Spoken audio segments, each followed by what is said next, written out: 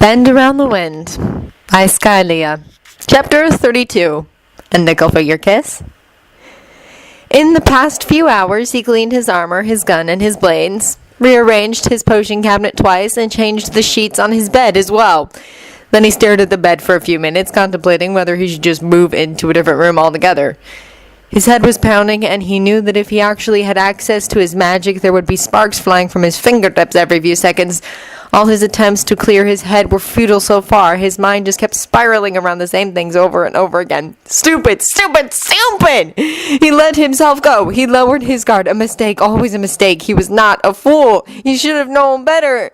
Sentiment, wretched, cursed sentiment. As always, he was so furious at himself. He should have never allowed Stark to get this close, get under his skin, but he let himself be lured into a false sense of security by pretty words and heroic actions.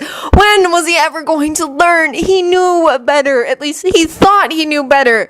He should have expected this. He stopped himself just before he kicked his bed because this was just getting pathetic, so pathetic.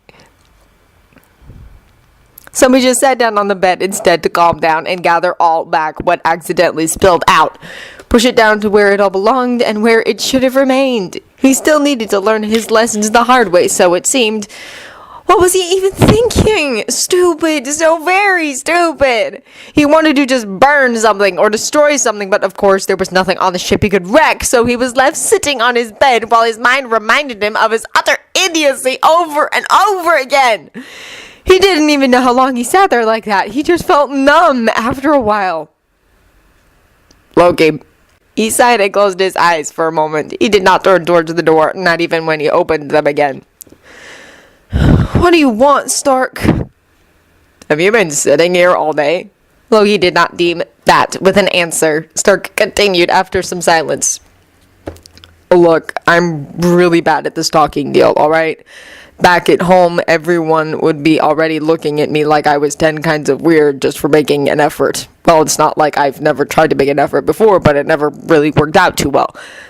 I'm not good at this, I said that already. What do you want, Stark? Loki repeated, to cut off the tirade of words. Stark took a large breath. How about we try this exchanging of words thing again, but this time without deliberately tearing each other apart? There's nothing left to talk about. That's where I don't agree with you, Stark said and walked further into the room. He didn't even hesitate before he sat down on the bed next to Loki. I'm not exactly interested in what you want to say, Loki told him. Too bad, Stark answered easily. I'm going to talk anyway, and the ship's not big enough to run away from me. By all means, speak then. Stark was stubborn, and Loki couldn't avoid it forever. He might as well get this over with. Stark surely wanted to placate his conscience, so Loki would let him speak his empty words. He did not expect him to show up this soon, though, but it did not really change anything. You're a real bastard sometimes, you know that? Oh, this conversation was going to be just as delightful as the previous one. I know. There was no point denying it. Well, so am I, Stark answered. It seems to me that some of that was a long time coming. If you're just going to keep babbling about nothing, you might as well leave, Loki told him. Are you really not going to even try to make this easier? Stark asked. You have made your thoughts perfectly clear. I do not see the point of wasting more words on this, Loki told him firmly. Give me a break, would you? This is... I don't know how to handle this. God. Stark leaned forward, resting his elbows on his thighs, hanging his head and resting it on his hands. Loki finally looked at him now that Stark was looking somewhere else. I have not lied. You were still cruel about it, the man answered. I refused to think about it, what it means to be away for this long. The things are not going to be the same when I get home, that I actually lost the life I've had. I didn't want to think about it because the thought of going home was what kept me going, okay? And damn it, but you were right. I'm not going to get that back. There's no chance that I will ever get that back. But Loki, it was not my place to say it, Loki guessed. Damn right it was not. You don't know about my life and the people in it. You may know me and the things Barton told you, but those are just headlines. Empty words, the same as the crap in the newspapers. So you don't know what it took me to get there. He shrugged and let the words trail off into the islands. If you're quite done, Loki said and moved his hand up, but Stark grabbed hold of his arm before he could do so. No, damn it, Loki, listen to me. You can't just shove this in my face and then act like an asshole just because I have some shit to sort out. And it's me saying this. I'm like the poster boy of acting like a jerk. As I proved it again not that long ago. Loki swallowed back down whatever words threatened to come out of his mouth, and he took a breath. Fine. You eased some of your guilt. Are we done? He did not care to hear more about this, so he stood up to walk out of the room, but it was too much to ask for it to be left alone. Damn it, wait! Stark cursed and grabbed his arm again, so Loki wrenched it free and glared back at him. Of course, he should have known that the stubborn fool wouldn't back off so easily. The next moment, Stark grabbed his clothes and held on to him with both hands, so tight this time that the only way to remove him would be by force. If he really thought that hurting him would stop Loki from walking away. Stop walking out on me, Stark said angrily, his brown eyes burning with too many emotions. You are so childish, Loki hissed. So are you, Stark shot back and refused to let go. What more do you want? I listened already. No, you did not listen to a word I said. Stark told him, because I'm telling you that I was an asshole. I'm telling you that you were right, that I got angry because you were right. But I was not. I lied. What? It's not true, Stark said. Okay, it's not true that you have no one. By the Norns, Stark, if you dare bring up... I do, Stark said. That's all I'm saying. I do give a crap. More than a little. Stupid, infuriating human. What did Loki care about that? Such useless things. Why would he even want... Damn him! Damn him! Loki, look at me, Stark asked. Against his better judgment, he did. He almost opened his mouth to hiss in the human's face where he could shove his pity. But he knew Stark knew his expressions and knew when he lied. What he saw right now was something else. You know how it is, Stark said in a calm tone. You and me and you, on our way home dealing with stuff that's not going to change all of a sudden. I don't want it to. I'm just... Stark sighed and looked away for a moment. I'm gonna need some time here. Just to think, I guess. Fine, Loki said curtly. You're really not going to make this easy on me. Have you let me? Loki shot back right away, and Stark huffed and smiled a little. Fair point, he said, nodding a few times. Should I offer to make you that horny helmet again? He asked tentatively. Out of all the ridiculous things to say, I had to say it now all times. Stop joking, Loki groaned. Sorry, defense mechanism. Stark shrugged lightly. I'm angry at you. I'm kind of angry at you too, but... Well, I've never told you anything about... Well, anything. Not even Pepper. So I'm kind of angry at myself too. It balances things out. They stood in silence for a bit. Loki did not move, but Stark did not let go of him either. Such a strange name, Loki remarked. Stark understood what he meant, though. It's a nickname I gave her. It kind of stuck. Stark replied with a fine smile. This... He did not want to deal with this. Let go, he said quietly, and after a moment of hesitation, the human did. This time, when he turned his back, he was not held back. Are you going to stay in the room? Stark asked just before Loki stepped out. It made him hesitate in the doorway for a moment or two. He shouldn't. He really, really shouldn't. Yes, he said and left. What's with Stark? Juyu asked the second Loki stepped foot in the kitchen the next morning. Both of the Skrulls were inside, but only the younger one was sitting by the table. Loki did not answer or just raised a questioning eyebrow. He's been very quiet, Juyu said. I don't think he left his workshop all night. He didn't.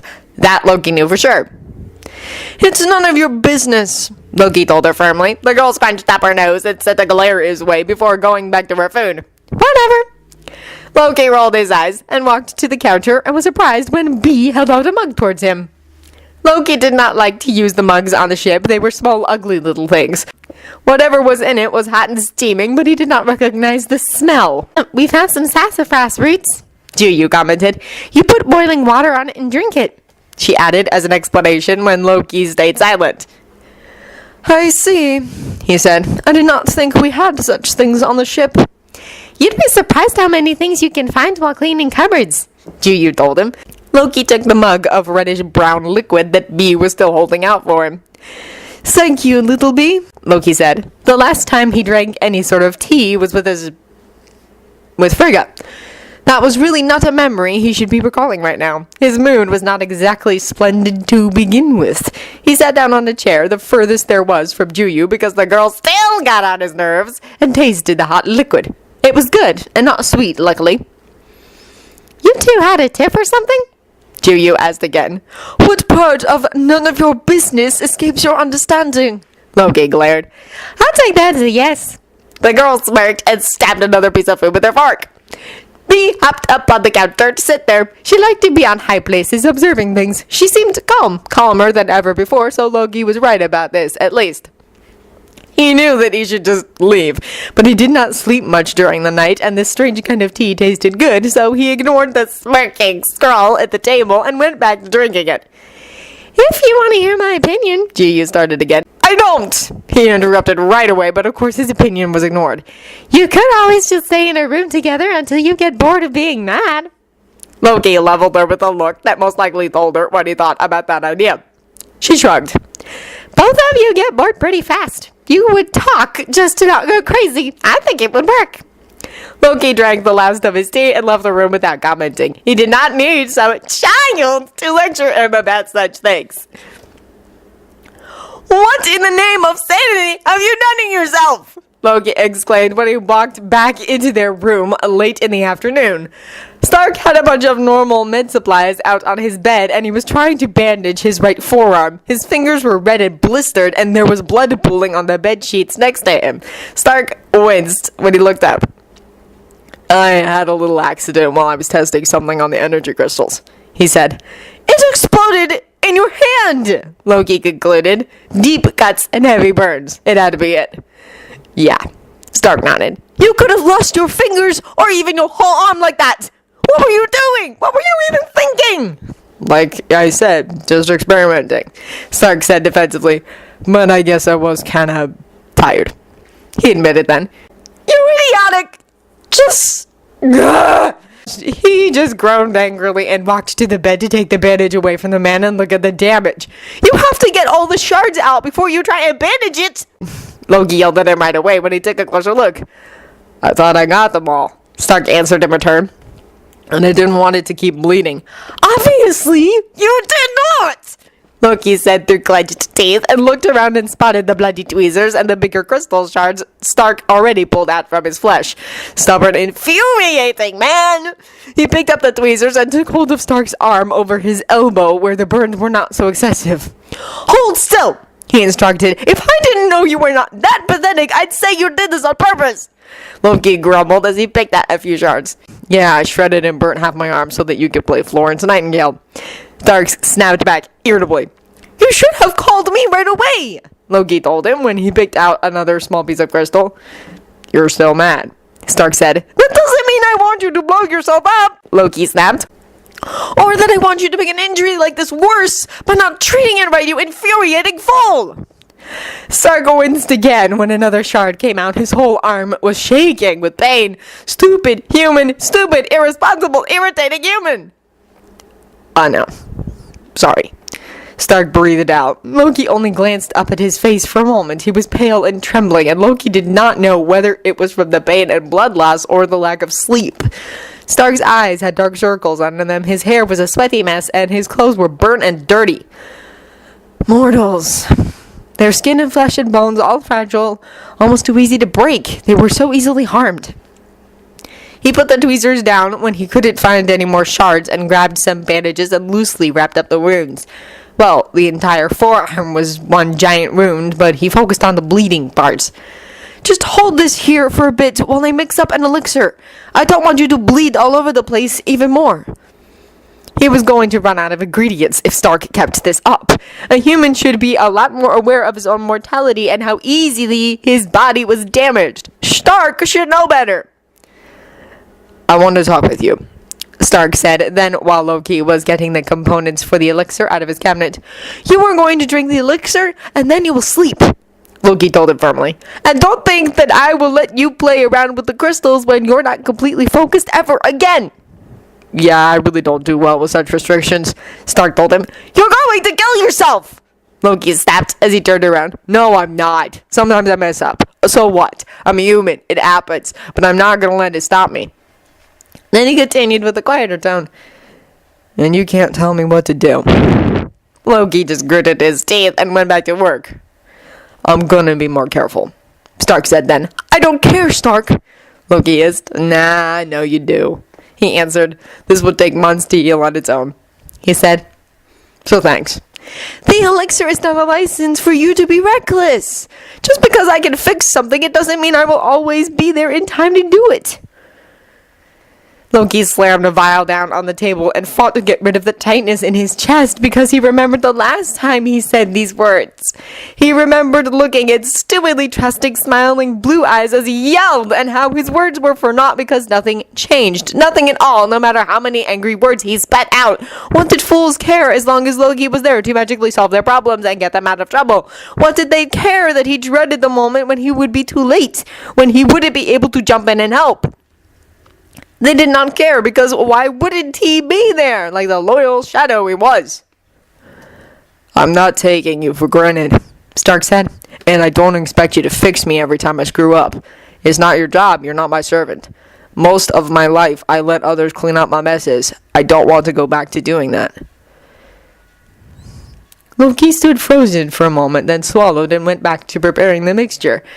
It was a shame that it always had to be prepared freshly in order for it to work. It would be practical to have some ready bottles around, especially with Stark's tendency to get hurt. That stuff's gonna knock me right out, Stark said after some silence. But I meant it when I said that I wanted to speak with you. You gonna be here when I wake up? Loki glanced up for a moment, taking a large breath. His shoulders sagged as the tension of finding the stupid human like this finally eased out of him. Why was it so hard to just dismiss his every word? Why couldn't he just turn his back? Why couldn't he just stay angry? It was easier with Thor. Even the Thunderer, pleading with words and begging with his eyes, did not manage to do this to him. Did not make him waver, not for long anyway. Just how much did he let the human in? How did he not notice it sooner? Why him? No, he knew why him. He just did not understand how. How did this run so deep? Like a blade sliding to and through him right into his heart. He could tear him out like he tore others out, but maybe it would bleed too much. Maybe the wound would be too great. Maybe it would not heal. By the gods, how did this happen? Your bed's bloody. You can sleep in mine tonight, Loki said after he finished the elixir and turned back to Stark. Loki, just drink this and sleep, Loki told him. Stark took the glass from his hand without arguing and drank the golden liquid within. Loki, will you be here when I wake up? Stark asked again when he moved over to Loki's bed. His eyes were too large and bright, glazed over with pain and tiredness and filled with emotions Loki did not want to take a closer look at. It already felt like it would consume him whole. Should he fight more, or was he already conquered? He moved closer and put his hands on the back of Stark's skull. His fingers slid into his hair just a little bit as he tilted his head back. Then he leaned down, pressed his lips to his forehead, resting them there for a few heartbeats. Yes, I'll be here, he whispered into the too warm skin.